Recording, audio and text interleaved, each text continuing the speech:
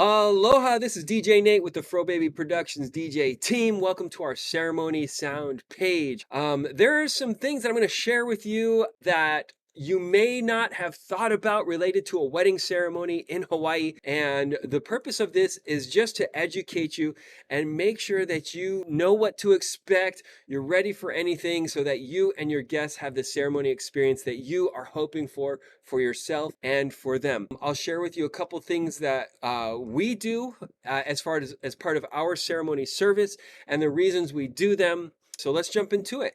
First of all, if you're doing your wedding ceremony outside, which almost all of the wedding ceremonies that we do, there's a few things that they need to take into consideration. First of all, can the guests hear what's being said? Now, it's outside, it's Hawaii, it's breezy, the wind is blowing. If you're near the ocean, you've got the sounds of the ocean, you have ambient noise from the trees rustling, and we all know that sound travels, it gets carried with the wind, it moves different places. So even if your officiant is someone who says, I'm loud spoken and they'll hear me, I don't need a microphone. I mean, even that loud uncle who says he can project, if you have a wedding ceremony with 20 guests or more, you need it amplified for anybody to hear the exchange of vows. Unless you're all like huddled up in a circle, you're gonna need it projected. Especially if you'd like your guests to hear the exchange of vows, it definitely needs to be amplified so the guests can hear it. One of you may be loud spoken, one may be soft spoken, and you're speaking to each other. You're not projecting out at your guests. So it really needs to be amplified if you want your guests to hear the exchange of vows. What we do is we have an excellent approach to this. Our sound system is custom built specifically for wedding ceremony. We don't use the primary sound system that we're using for the cocktail hour, dinner, dancing, all that. We use a second sound system that we bring that is specifically designed for wedding ceremonies only, and that's the only thing that we use it for. First of all, our speaker has amazing clarity. We use a Bose S1 speaker. We use Bose because Bose is super clear. The clarity on it is awesome and it travels far.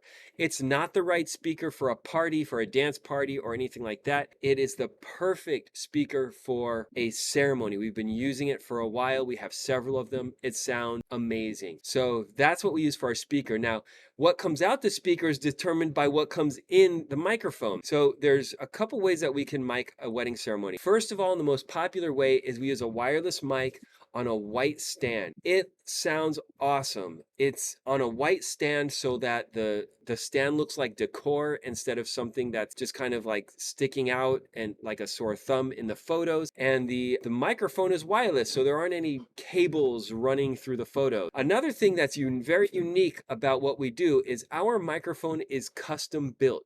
You can't buy it as is. It's a custom built microphone specifically for wedding ceremony. The microphone is omnidirectional. What that means is the microphone picks up sound 360 degrees around the vicinity to where it is. So what that means in terms of a ceremony is we put that microphone on a white stand and we can put that stand between the couple and the officiant. So this white mic stand is not even out in front of you, it's behind you, it's between you and the officiant, so it blends in, it's not infringing on the photo. And since it picks up sound all the way around, that single mic placed there can be a little bit lower, so it's not covering your officiant's face, and it picks up everyone's voices as part of the ceremony. A second way that we can do microphones is we can do lavalier mic. In this case, we put a little microphone on the officiant to pick up the officiant's voice. We also put a microphone on one of the two couple so that it can pick up both of the couple's voices as well as part of the ceremony. So there are two mics, and between those two, we can triangulate the third person's voice. In either case, what we do is those mics are fed into our sound mixer so that we can actively adjust the tone, the sensitivity of the microphones, the volume based on who's speaking. So we don't just turn on the mic and leave it there. If you've ever been at a place where people are sharing mics and one person's really loud and one person's really soft, and you're thinking, oh, please, you're speaking too loud. Oh, you're speaking too quietly. Speak up. So what we're doing is, depending on who's speaking, we are actively adjusting the levels of the microphone to create as even of a sound as possible and make it sound amazing. This will sound great for your guests. It'll also be great for your videographers. They're going to love it too because they often plug in a backup recorder, a sound recorder directly into our sound mixer so they can take a direct feed off of our microphone for their video. So it sounds great. Another thing to consider is the wind. So we have a very specific way of filtering out that wind. First of all, our microphone on its own has a great wind filter in it. We also put a wind filter over the microphone so that it can filter out that wind. So you're at the beach or you're up in the mountains and the wind is blowing, you're not going to get that static coming through the microphone every time that the wind blows. And that's both true for lavalier mics and for the handheld on a stand.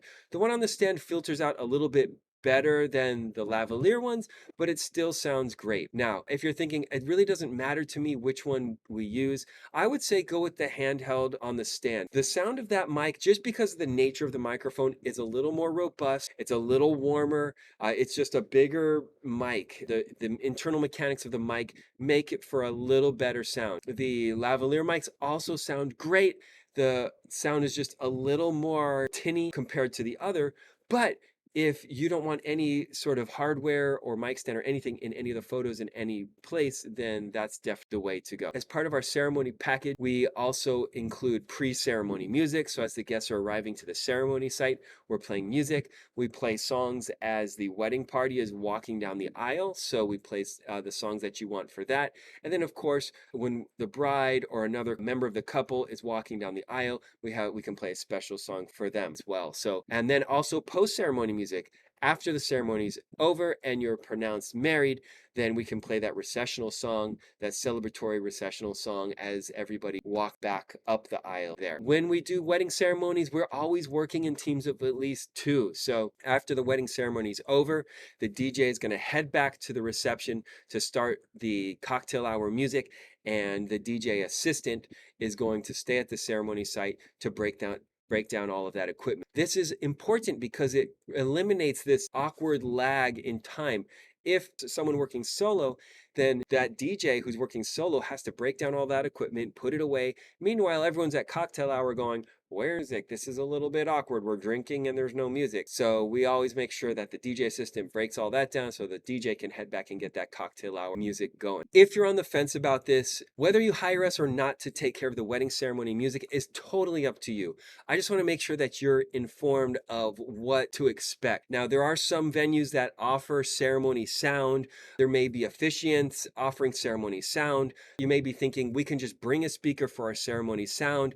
In all of those cases, please find out what equipment is being used and how effective that is. We've used equipment that the venue has provided. Like we did at a hotel wedding, the venue provided sound equipment and they said, hey, can you guys just play us music and we're going to use the sound, the microphones and so forth from the venue. We did that and the venue's microphone was cutting out. It was cutting out.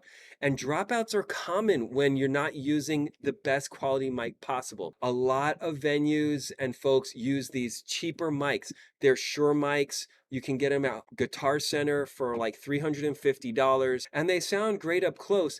But the problem with those microphones is when you get 50 cell phones between the microphone and the microphone receiver, there will be cutouts. There'll be these little cutouts. So they'll do a test ahead of time. It sounds awesome. And then as soon as all the guests sit down and turn on their phones and start recording, or even just having them on, the Wi-Fi will interfere with that signal. So the microphones that we use have a digital system. It's a digital signal that is unique to the microphone system we use. It doesn't get the interference that you get from other microphone systems. Some may bring a little speaker like that you get at Costco, like a block rocker or something like that, that comes with like a free microphone or something. It's risky, I'm telling you. They don't sound good. They're not loud enough. They're often placed on the ground. And when they're placed on the ground, it doesn't project to where actually the guests can hear. That speaker needs to be elevated in the air over the heads of the guests so that all the guests can hear what's going on. Those are often placed on the ground. You can't hear them. And that little karaoke mic that's included with the little cable sounds terrible. It's not the mic you want to be using for your wedding ceremony. Plus there's a little cord. It's just, I'm telling you, it's not what you want to do. As you can tell, there's a lot of thought and expensive equipment that we've put into our ceremony system. As you can tell, we have put a lot of thought, energy, and experience into our ceremony sound system. Yes, it's expensive equipment. Yes, there's a lot of time and effort and logistics that go into getting that ceremony just right. Another thing to consider are the logistics of the timing of the songs for the wedding ceremony. If somebody's playing songs off an iPhone through a Bluetooth speaker or something like that, then those songs are not going to be timed right. There's little delays in when the music reaches, the signal reaches the speaker from a iPhone or whatever you may be doing otherwise. We are doing the ceremony and we have the music queued up. We're using our professional DJ software